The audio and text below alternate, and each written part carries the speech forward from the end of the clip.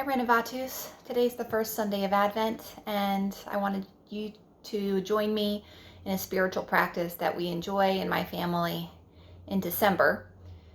I know that December starts this week, but since Advent seems to be starting a little early this year, or maybe it's just that this is a weird year. But anyway, I've lit the first candle in our Advent wreath for today, and I have the Jesus Storybook Bible that Fiona was given when she was baptized or dedicated at Renovatus. And I have little felt ornaments that Lacey made as an Advent tradition for children. She made 24 ornaments that correspond with the first 24 stories in the Jesus Storybook Bible, and we've enjoyed hanging those either on our Christmas tree, or we have a little branch up on our mantle, and we enjoy following the stories from the beginning of the Bible all the way up through the birth of Jesus. I'm going to start with you today on the first story in the Jesus Storybook Bible, and in the comments underneath this video, I will link a YouTube video. They have a lot of good YouTube videos for the Jesus Storybook Bible. The first story is called The Story and the Song. It's an introduction taken from Psalm 19 and Hebrews 1 and paraphrased in friendly language for little children. I've enjoyed it a lot myself. The heavens are singing about how great God is, and the skies are shouting it out. See what God has made.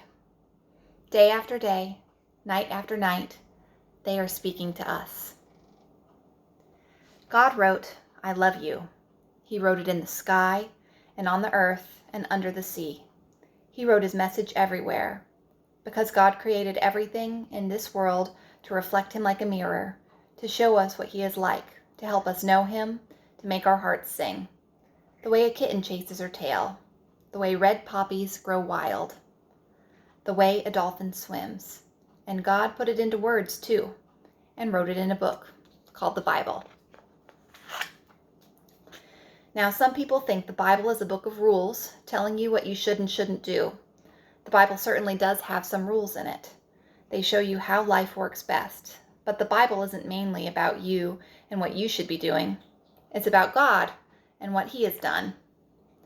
Other people think the Bible is a book of heroes, showing you people you should copy. The Bible does have some heroes in it, but as you'll soon find out, most of the people in the Bible aren't heroes at all. They make some big mistakes, sometimes on purpose. They get afraid and run away. At times, they are downright mean.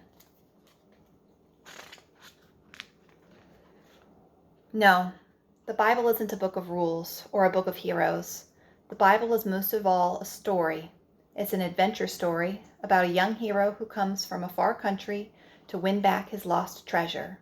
It's a love story about a brave prince who leaves his palace, his throne, everything, to rescue the one he loves.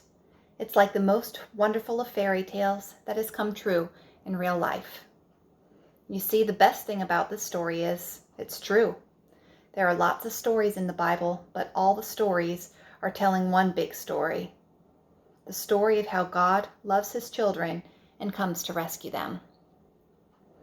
It takes the whole Bible to tell this story. And at the center of the story, there is a baby. Every story in the Bible whispers his name.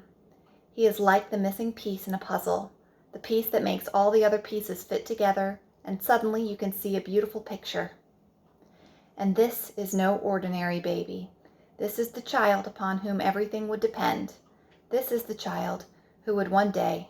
But wait, our story starts where all good stories start, right at the very beginning. And tomorrow, we'll be reading the beginning, A Perfect Home, in our house.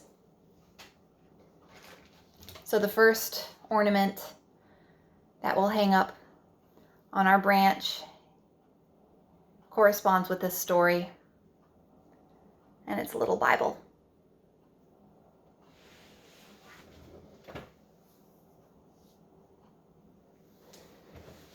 And that's how we start the Christmas season in our family. I look forward to celebrating with you Renovatus this year during Advent. I'm particularly looking forward to our next parking lot socially distanced masked service, and there's a lot of other wonderful Sundays planned for this Advent season as well. Love you.